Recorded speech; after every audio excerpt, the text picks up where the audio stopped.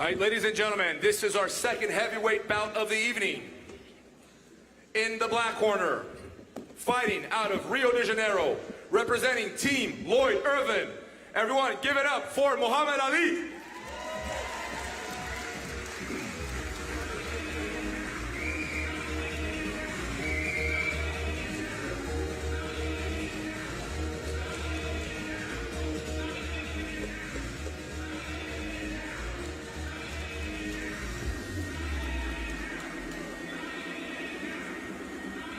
And his opponent in the white corner, fighting out of São Paulo, Brazil, representing Alliance. Ladies and gentlemen, welcome Tarsis Humphreys.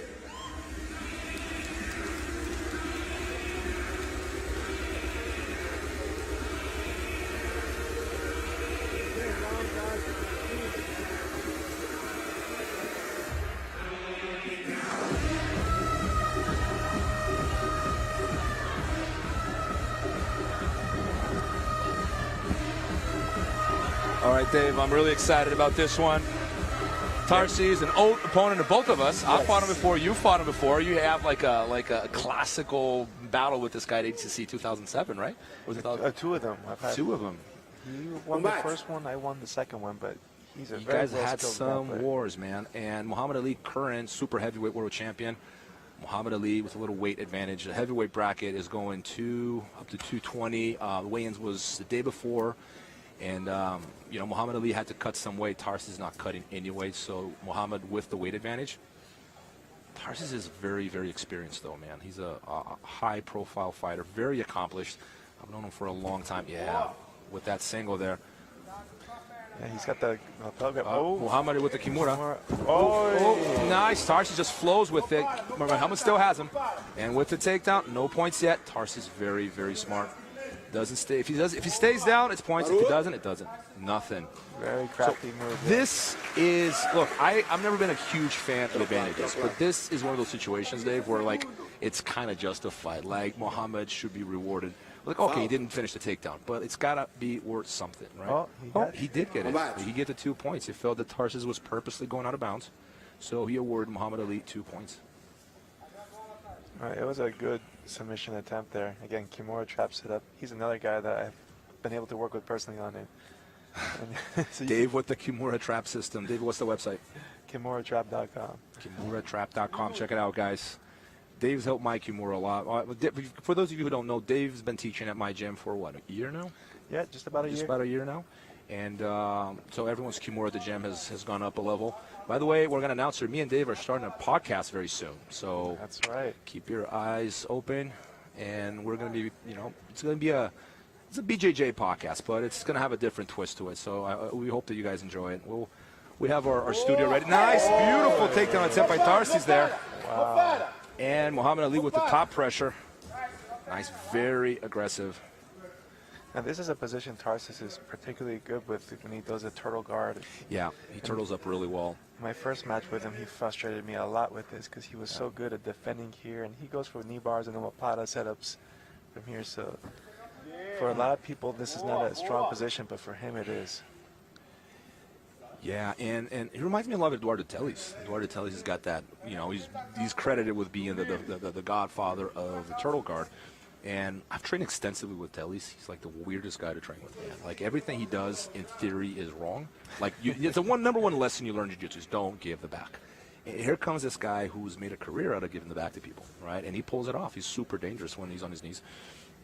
And it reminds me of something I always tell my students in jiu-jitsu. You got to be very careful when you use the word wrong. Wrong for whom? Yeah. Right. Exactly. Like I mean, if it works for you, it works. You can't argue with success. And the truth of the matter is, Telis has been very successful, you know, basically giving his back to people. And I've trained with him. Like, back in the day, man, he was, I'm not going to mention names, but he was beating everyone pretty much, man. Like, in the gym, like, no, there's no one that could mess around with Telis. And, yeah, he taught me a lot about, you know, just leg attacks in general. Like, he was, like, somewhat of a pioneer with the knee bars in the BJJ game. And look at here, Tarsis trying to get that knee bar. Yeah, that's what I'm saying. That's what this is. So, and what happens is Tarsis keeps his hips on Muhammad Ali's chest. And it stops Muhammad Ali from putting pressure. Like, you can't drive forward. You can't, you know, flatten your opponent out if his hips are constantly pushing you away. And Tarsis just keeps fishing after that knee. And if he doesn't get it, he just goes back to that turtle position, And this is very frustrating for Muhammad Ali because he can't really impose his game. All right, he ends up defending himself even though he's on top. He is winning, however. Yes, and there's about a minute 40 left on the clock, so Tarsis needs to, well, but he's getting under him again, but Ali is just like a physical specimen, so and he's got good jiu-jitsu on top of it, so it's going to be really hard to move him around Absolutely. that way. Just a little curiosity here. Famous singer Demi Lovato is Tarsis Humphreys' student. Do you know that? I did not. Apparently she's a blue belt in jiu-jitsu, trains under Tarsis in San Diego. I saw that she got her blue belt. I didn't realize. Yeah, she's Tarsis' student, yeah. So he was actually telling me that he's planning on opening up his own gym soon in San Diego. So that would be good for him. San Diego is like becoming like I think Southern California is the mecca of jiu-jitsu today, but San Diego's are probably like some of the highest profile grapplers in the country in San Diego area, for sure. Ato's headquarters out of San Diego. Two-time world champion now, Andre, doing a really good job with his students. You know, he's always been an amazing athlete. Now he's proven to be an amazing coach as well. Yeah, and not to mention... Runs a very tight ship from what I hear. You know, he keeps people in line. I got to train there a couple of times after really? I competed with them, and yeah, they run an intense practice. That's the way it should be. Yeah. And then we see the results. And so we can still see Ali hasn't been able to figure this out yet. And but Tarsis hasn't been able to make it pay off either. Yeah, with 15 seconds, I think it's like getting, you know, like you can see Ali is very aware of what he's doing. He's just not giving him any way. And he knows he's winning the round, so he doesn't have to take any chances. Tarsis is the one who's got to open up, right? 9 seconds left. Tarsis needs to take down even the round.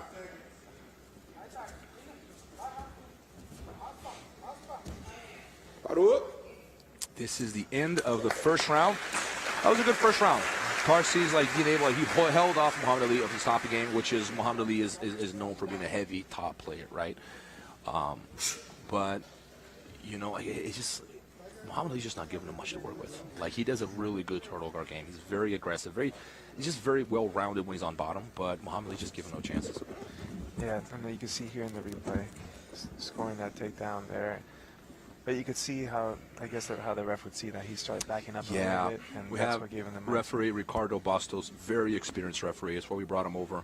And, you know, it's one of those things. We were talking about this earlier, Dave. It seems like whenever someone goes out of bounds, it was close to going out of bounds to defend a position, they always happen to defend it out of bounds, yes. right? It never happens to be the other way around. So this has to make you, you know, somewhat suspicious as to their real intentions. But that being said, sometimes going out of bounds is the only thing you can do. And this is the golden rule in jiu-jitsu. It comes down to referee's interpretation. So there's some gray area there, and a lot of people complain about this gray area, but I have never heard of a solution. Like, what do you do? Jiu-jitsu is not an objective sport. Like, a lot of it is subject to interpretation. And you can objectify it to some degree, right? But, you know, you can't. That situation, perfect example we're talking about, was the referee. I'm leaning towards yes, but not by much. Like, I'm somewhere in the gray area there, you know. It's hard to say because, like you said, it's such a close call there. It is a very close call. But either way, I did feel that Mahamed carried that round with that Kimura attempt and with the near takedown. Correct. So but see, if it weren't for the takedown, though, he would have not had won that round.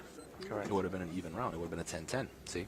So this is why, as much as people complain about advantages, and, you know, I like the format without advantages, there's a logic behind them, right? They're not there for no reason. Here we go. So round 2 opening up. Now, Mahamed is known for having some crazy judo throws. Very powerful. And if he gets that cross-collar grip, he's got a really good drop suyoinagi. It's more like the drag the collar drop suyoinagi. It's not the traditional suyoinagi. We were talking earlier, Dave, about the cross grip being illegal, yes, right, in judo, but in BJJ it's legal. It's a very efficient grip. You see Tarsis with wrist lock attempt there by Muhammad Ali. Nice knee block attempt. Hip throw by Muhammad. Very nice haraigoshi there by Muhammad. The takedown and the pass there. And did he get points? No, only the takedown because he landed in side control. Yeah. So I think Tarsis might turtle up here any second now. Yeah, because he's already got his hips crushed here. Doesn't really have much option to open up. So we have our super fight of the evening coming up next, Dave. You excited? Yes, that's... I know you have Frank, you got Forrest, 2 big guys, 2 tough, you know, durable guys. So it's going to be very interesting. Two legends of the sport of MMA, 2 UFC Hall of Famers. former UFC champions, Mr. Griffin, grappling, Mr. Mir. So, MMA fans, tune in. They are up next. Neon back, I wouldn't call that neon belly. I would call that knee on the lower back. That does not look I have good. never seen that. In 20 years of jiu-jitsu, Dave, that is the first time I've seen a knee on the lower back. It looks like a... What the ref's going to do, man? He's got a choke setting up at Yeah. the same time. That looks like... That's a... Reminds me of the cartoon, like the comic when Bane broke Batman's back. For some reason that came to It mind. reminded me sort of a bow and arrow, obviously not the Yeah, sharp, but just not the good kind. Like the backwards bow and arrow. Yeah. Like I'll break your back, I'll break your spine, bow and arrow. Especially with a big guy like Mahamed. That Yep. can't be good.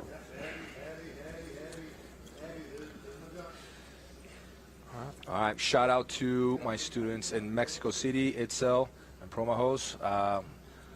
Shout out to you guys, and yeah, training hard. Waiting to see you guys in Vegas soon.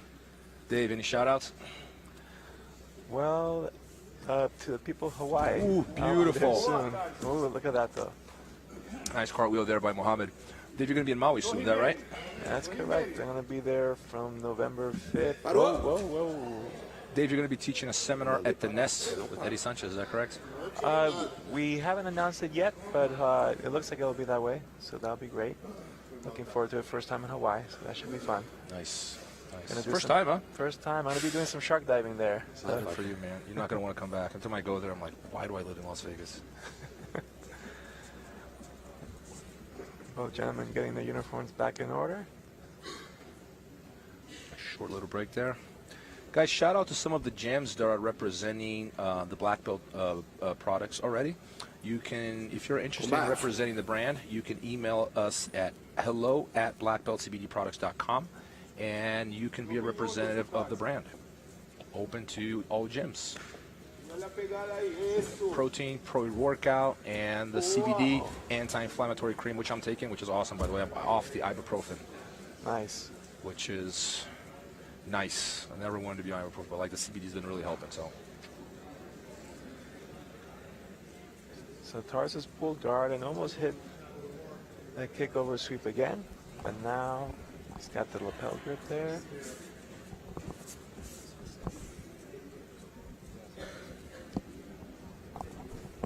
Tarsis playing that spider guard there with the lapel.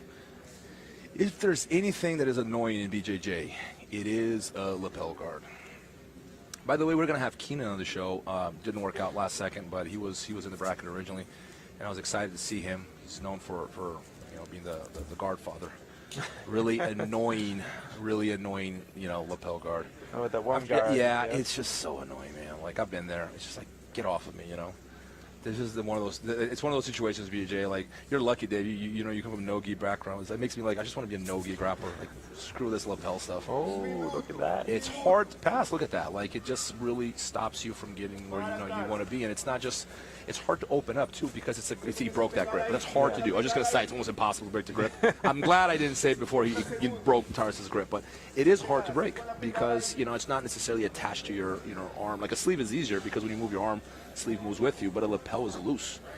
So, and you could see how tight Mahamed was and still couldn't seal the deal. And it's just how crafty someone like Tarsis is. Like, he's like folded in half and still he's keeping the guard, and now he's back into his turtle position here. But once again, he's losing the round here. He's got 20 seconds left and he's down 2-0. He lost the first round 10-9. So he needs to try to make something happen here if he wants to steal this round or at least even it up. this is 10 seconds before the end of the second round. Ali winning this round as well. Tarsis, I will give you got to give it to Tarsis. He's done a really good job playing guard. Playing guard with Muhammad Ali is no joke, and Tarsis has stopped him. Has he passed? He hasn't passed yet. He hasn't passed. He hasn't passed Tarsis guard. That's a feat in itself. And you got to give Tarsis a lot of credit here. He's giving away a good, I'm going to guess 15-pound weight advantage. Possibly more. But possibly more, because Muhammad's a big dude. Like I tell people, like, he looks like Don't get me wrong, Tarsis is not small. No, he's not at all. Muhammad is just looking huge. Yeah. I shouldn't talk. I barely fit in my suit right now. You and me both, but at least you're fit. All right, we're masters, man. Like I wouldn't call myself fit, but thank you. You know, I keep telling myself you're masters too, Robert. It's okay if you got a little pot belly on you. People, all right, now I can't have a pot belly on me. That's why I draw the line. But I've gained 25 pounds in the last 2 years, so that's not good news. Yeah, I think I put him on 10, but of soft weight, Robert, not hard weight. I looked at the mirror today when I was putting on my suit, and then I'm like, man, I'm barely fitting into this. I told my girlfriend, look, I'm fat. And she's like, I've been telling you this for 6 months. If I move too quickly, right, and I breathe like a deep breath, I might rip my suit. So that's pretty much. Ooh, look at that replay. Beautiful. Harai Goshi. Beautiful. Good judo by Muhammad Ali. Muhammad Ali coming from a very strong camp. Lloyd Irvin, you got to give it to Lloyd, man. He doesn't get that reputation, but he's arguably one of the best coaches in the history of the sport. Very few people have put up like so many good athletes like Lloyd Irvin. Like, you got to give him credit for that. Especially, he's doing something right. He's one of the American teams, like he calls it the America's Jiu-Jitsu team. Yeah, it's unique. Yeah. I mean, Muhammad Ali's kind of like the exception of the rule, but a lot of good guys came from his camp. Like, that's undisputable. You can't. And organic. You got to keep that in mind. It's easy to get a black belt or a brown belt who's a world champion and make him a world champion again. That takes zero talent as a coach. But to get someone as a white belt and build them up from white belt to black belt world champion like Lloyd has done before, that is very, very hard to do. Believe me, I only believe in organic. I don't fish around in other people's gyms. People do that a lot in jiu-jitsu, but Lloyd is one of those guys that brings them up from white belt, so you got to give him credit. It's very hard to do. Yeah, and Tarsis has put himself in an interesting predicament here because he pulled guard, so he conceded the 2 points, and then now he got flattened out, but he managed to sneak his way back into this turtle, but not in the place he wants to be, I imagine. No, you see Muhammad fishing for that reverse triangle there. Yeah, so I'm guessing more on the other side. I can't quite see. Yep, he's looking for it. Yep, this is the position you could fire it from, and this is how I had beat Tarsis. It was from the same exact position using a Kimura trap, so Mahamed would be well advised to try it. So walk us through those matches there, Dave. You fought him twice, right? You lost one and you won one. Is that right? Correct. The first time I fought him, it was similar to this, where I was getting the controlling positions, but I couldn't score. You know, because he's just really hard to score on, especially with ADCC rules. Yeah. And we went into double overtime, and in double overtime, he had shot in on that single, and nice pop, hit the mount, but Tarsis recovered right away. But yeah, I got frustrated from this turtle position that he kept playing, and eventually I went for a scramble, and he got my back, got a rear naked choke, put me to sleep, and I was really frustrated. But then that made me work my top game a lot more, particularly attacking this position, and that's sort of one of the reasons that Kimura trap came out, because I found that was a strong tool. It is. It's one of the most underrated. I mean, if there's one position I would like to master jiu-jitsu. Oh, clock choke there. Nice escape by Tarsis to the back. Beautiful. Tarsis with the aggression there. If he can get to Muhammad's back, Muhammad just bounces back on top, man. He's a monster. Yeah, that's like a jungle cat right there, because he was deep. Yep. Good balance there by Muhammad. He's not out yet, though. Muhammad just looks very, very heavy on top. Yeah. Him and Rodolfo will be fun to watch if he wins this match. It's going to be quite the stand-up battle. So we were saying that, to me, the turtle position, if they had to pick one position, Dave, to be excellent at jiu-jitsu, one position would be the turtle. Yes. I'll tell you why. You're going to end up there from scrambles. You're going to end up from failed takedowns, failed sweeps. It happens, passing the guard, a guy twirls. You're going to be there all the time. And to me, back is king of the world, man. If I had to choose, what's the highest rate, position, position for submissions, it's the back. In gi, no gi, in MMA, it's the rear naked choke and no gi in MMA. And in the gi, the most common submission, like bow and arrow and armbar, probably, close together. But the back is where it's at. So I put a lot of emphasis when I teach to attacking turtle position. I strongly believe in mastering that position. And we're watching that here. You're watching Tarsis with great turtle defense. Muhammad hasn't been able to get to his back once. He got close to a clock choke a second ago. And, Muhammad controlling the position really well. He's not really giving Tarsis much, but because Tarsis is behind on the score, Muhammad can afford to be conservative and not really take any chances. Yeah, and you might be watching this, and if you're not too... Oh, look, he's looking for that calf slicer. He has the inside leg threaded, and he's reaching for that ankle. You get a strong grip in this, so you want to grab the toes, because when you grab at the ankle, the guy can still flex the leg strong. You want to try to grab at the toes there, but Tarsis knows that he's not going to let that happen. But you got to give Tarsis credit here, because he's making this defense look easy. Most people would have been mauled at this point and been finished. I'm like putting myself in Tarsis' shoes. Like, what would I do there? I'm like, rough spot to be in, you know. Like, it's almost like who's going to be tougher to be underneath, like Muhammad Ali or Rodolfo? I'm like, not sure. It's a tough one.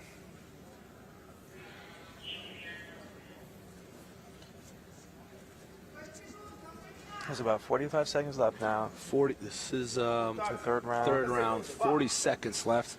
Tarsis needs a submission. There's no way out of this. Yeah, he's down 2 rounds. He's down 9-0. So this is another 10-8. So Muhammad Ali, very, very explosive, very heavy. He's attempting to go for the kill. He's got 30 seconds. You can see he wants that submission, and he gets the mount. Score is 13-0. Yeah, at this point. Many props to Tarsis for giving away the weight advantage.